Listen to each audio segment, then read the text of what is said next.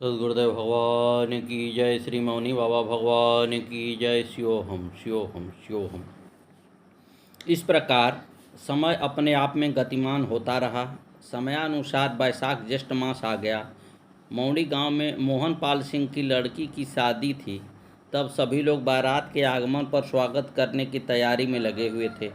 तभी सूचना मिली कि बारात सलेमपुर आ चुकी है। यह सुनकर गांव के सभी बच्चे सड़क पर पहुंच गए और मैं तथा भक्तनी आरती बंदन हेतु घर आ गए। हम आरती सजाकर आरती करने लगे। उधर जो बच्चे सड़क पर बारात देखने गए थे उसमें मेरा बीच वाला पुत्र ब्रजेश भी मौजूद था। ये सब बारात की ट्रैक्टर ट्राली में चढ़ गए। ब्रजेश ट्राली के कोने पर आगे बैठा था। ट्राली सड़क से उतरते समय जैसे ही घूमी, यह लड़का ट्रैक्टर और ट्राली के बीच में गिर गया। ट्राली का पहिया पेट के नीचे और उपेंद्री को फाड़ता हुआ ऊपर से उतर गया। बच्चों ने शोर मचाया कि ब्रजेश गिर गया। ट्रैक्टर रुक गया। प्रभु कृपा से ब्रजेश फिर से ट्राली में बैठ गया।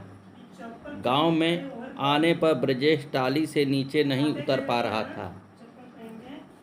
चोट बहुत ज़्यादा थी। बारातियों ने सब बीती हुई बात गांव वालों को सुनाई। गांव वाले उसे चारपाई पर लिटाकर घर ले आए। घर आकर देखा तो नज़ारा अलग था। अजीबोगरीब किस्म का था। बच्चे के पेड़ू से गुदे तक लगभग 6 इंच लंबा फटा हुआ था। घाव से एक बूंद भी खून की बहान नहीं निकली थी। पूरे घाव में मिट्टी भरी हुई थी। इससे पहले किसी ने भी कपड़ा हटाकर नहीं देखा था। न कपड़ा फटा था, न वहाँ रेत ही नहीं था जहाँ बच्चा गिरा था। फिर यह रेत कहाँ से आया और किसने घाव में रेत भर दिया? यही अलौकिक घटनाएं सद्गुरु भगवान की सर्वव्यापकता को दर्शाती है। गुरुदेव उस समय खैरपुर में पंडित श्री दशरथ बहोरे जी के यहाँ रुके हुए थे।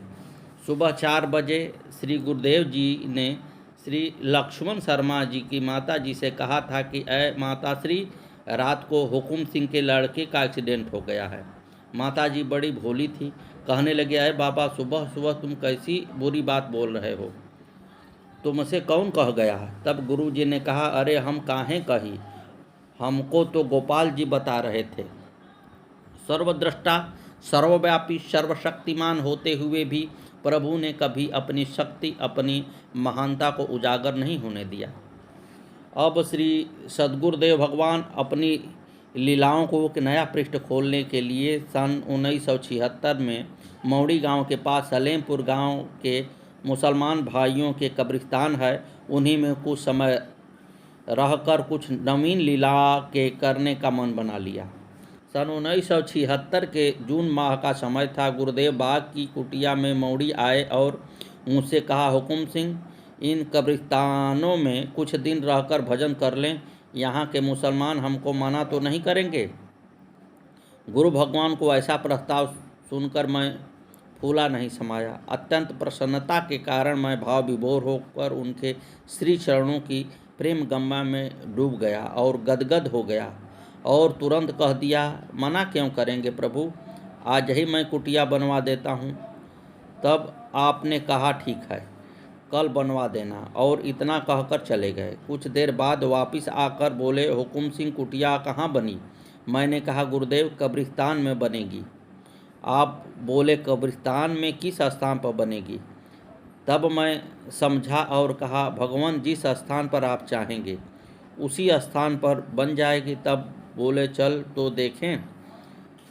हम दोनों आए और गुरुदेव पूरे कब्रिस्तान में घूमे और मुझे स्थान बताकर चले गए। मैंने शाम तक कुटिया के लिए सामान एकत्रित कर राजमिस्त्री राम जीलाल जाटव को बुलाया। ये चिनाई करते थे और छप्पर भी बनाते थे। हमारे काफ़ी नज़दीक में रहकर काम कर चुके थे। मैंने सारी बात उनको समझा दी और अगले ही दिन 2-3 बजे तक कुटिया और छप्पर तैयार हो गया। भक्तनी रामरती ने चौका लगाकर कुटिया की सुंदर में 4 चांद लगा दिए। गुरुदेव रात भर कुटिया में रहकर सुबह भ्रमण के लिए निकल गए। सुबह 10 बजे के लगभग कुछ हिंदू व मुसलमान कब्रिस्तान में आए और मुझको बुलाया। मैं वहां गया। उन लोगों ने कुटी के बारे में बातचीत शुरू कर दी। सभी समझदार लोग थे। मैंने उनसे सिर्फ इतना ही कहा कि गुरुदेव कुछ दिन यहाँ भजन साधना करना चाहते हैं, इसलिए मैंने उनकी साधना के लिए इन छोटी सी कुटिया का निर्माण कर दिया है। यहाँ इस कुटिया में वे सदा नहीं रहेंगे। सद्गुरुदेव भगवान की जय। तब लोग समझ गए और चले गए। अब गुरुदेव जी की साधना निर्विघ्न शुरू हो गई। इन्हीं कब्रिस्तान में गुरु जी की आज्ञानुसार 2-3 जगह कुटिया बदली गई और लगभग 4 या 5 वर्ष यहाँ गुरुदेव की साधना चलती रही। इस लंबे समय में सलेमपुर से भी काफ़ी भक्त आने शुरू हो गए। एक रोज़ तो इतने भक्त आए कि गुरुदेव की कुटिया में जो पानी का मटका था वह दूध से भर गया। मैं सायंकाल के बाद भोजन लेकर गया था। भोजन गुरु जी को मेज़ पर रख दिया। पानी के लिए मटका की तरफ चला तो गुरुदेव ने कहा कि घड़ा में तो दूध भरा है। मैंने उसका ढक्कन उठाकर देखा तो घड़ा ऊपर तक पूरा भरा हुआ था। मैंने गुरुदेव जी से कहा कि गुरु जी इतने दूध को कौन पिएगा। तब गुरुदेव ने कहा, अरे एक कुत्ता छोटा कालू घूम रहा है, उसे बुलाकर पिला दे। मैंने कालू कालू कहकर आवाज़ लगाई तो वह आ गया। मैंने देखा कालू 10 या 12 मास का बच्चा रहा होगा। मैंने कहा, गुरु जी यह कैसे पी सकता है? उन्होंने कहा, अरे भूखा है, पी जाएगा सारे को। मैंने एक खपड़ा में दूध डालना शुरू कर दिया। वह पिल्ला लगभग 10 किलो सारे दूध को पी गया, जो कि असंभव बात थी, लेकिन उनकी लीला को कौन समझेगा। एक जरा सा पिल्ला 10 किलो दूध पी गया। ये थे गुरुदेव के अलौकिक करिश्मे, जिनको कोई नहीं समझ सका। अब गुरुदेव का अधिक समय सलेमपुर के मध्य नए भक्तों के यहाँ भ्रमण में बीतने लगा। सलेमपुर के हवलदार श्री छिद्दा सिंह के यहाँ अब गुरुदेव ने आना जाना शुरू कर दिया था। हवलदार जी की सलेमपुर बस अड्डे पर हलवाई की दुकान थी। गुरुदेव उनकी दुकान पर अवश्य जाते थे और हवलदार नित्य गुरु जी को जलेबियों से भोग लगाते थे और बच्चों में बांट दिया करते थे। इसी बीच श्री अतर सिंह अटरियाँ वालों का पुत्र वीरेंद्र सिंह टोली वाले बीरबल सिंह भगत जी भी बड़े श्रद्धा भाव से गुरु जी से जुड़ गए थे। इनका भी रोजाना कब्रिस्तान कुटिया पर आना जाना होता था। सद्गुरुदेव भगवान की जय। ज्येष्ठ आषाढ़ महीने का समय था। भयंकर सूखा पड़ा था। जनता आसमान की ओर टकटकी लगाकर वर्षा के लिए दुआ कर रही थी।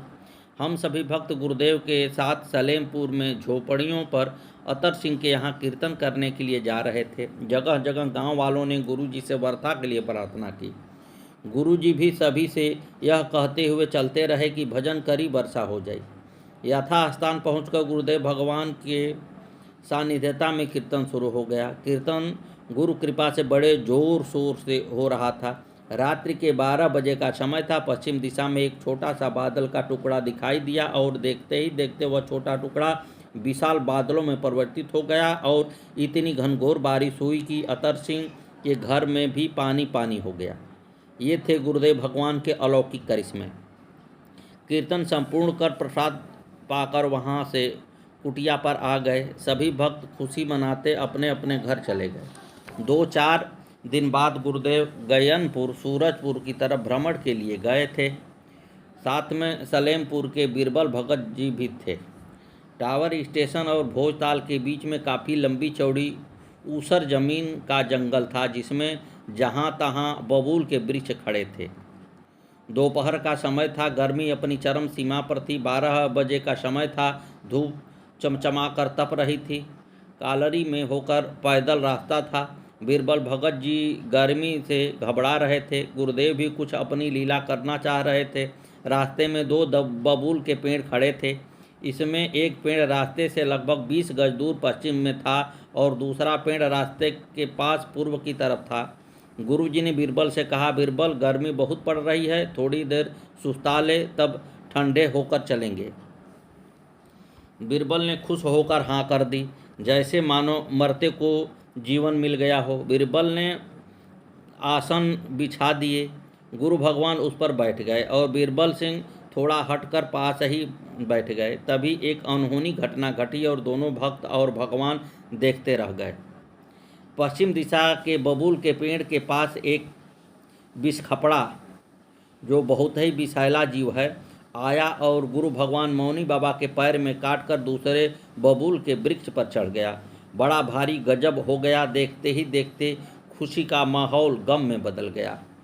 बीरबल सिंह इस भयंकर घटना को देखकर भय से घबरा गए। करते भी क्या, यह जीव इतना विषैला होता है कि काटते काटते मनुष्य की जीवन लीला समाप्त हो जाती है। बीरबल भगत घबरा रहे थे। तभी गुरुजी ने कहा, बीरबल तू जा, गांव को लौट जा, हमको बिसखपड़ा ने काट लिया है, बचना बहुत मुश्किल है। यह सुनते ही भगत जी रोने लगे और कहा, प्रभु जी आप क्या कह रहे हैं? आप तो पूर्ण सामर्थ्यवान हैं, आप तो सभी होनी और अनहोनी को बदलने में समर्थ हैं। आप हमारे ऊपर कृपा कीजिए, अपने भक्तों पर कृपा कीजिए। आप तो संसार के कल्याण के लिए आए हैं, कल्याण करने की कृपा कीजिए। इस अनहोनी दुखद घटना को भक्तों के हितार्थ टाल कर खुशी में परिवर्तित करने की कृपा करें। हे भगवान दया करो। भक्त की करुण भरी पुकार सुनकर शांत हो गए और फिर गुरु भगवान बोले, बीरबल तू दूर उस बबूल के वृक्ष के पास जा बैठा, हमसे बोलना नहीं। बीरबल भगत जी दूर जाकर बैठ गए। गुरु भगवान वहीं एकांत में आसन लगाकर बैठ गए। चारों तरफ के रास्ते जाम कर दिए, कोई नहीं आया। कुछ समय बाद सदा श्री सदगुरुदेव भगवान उठे और सूरजपुर की तरफ चल दिए। वहाँ सूरजपुर, गयनपुर, भोजपुर, ताजपुर, मिलक आदि गांव के भक्तों को दर्शन देते हुए भगत जी के साथ वापस मौड़ी आ गए। सदगुरुदेव भगवान की जय। श्री मौनी बाबा भगवान नमो नमः। आगे की कथा कल।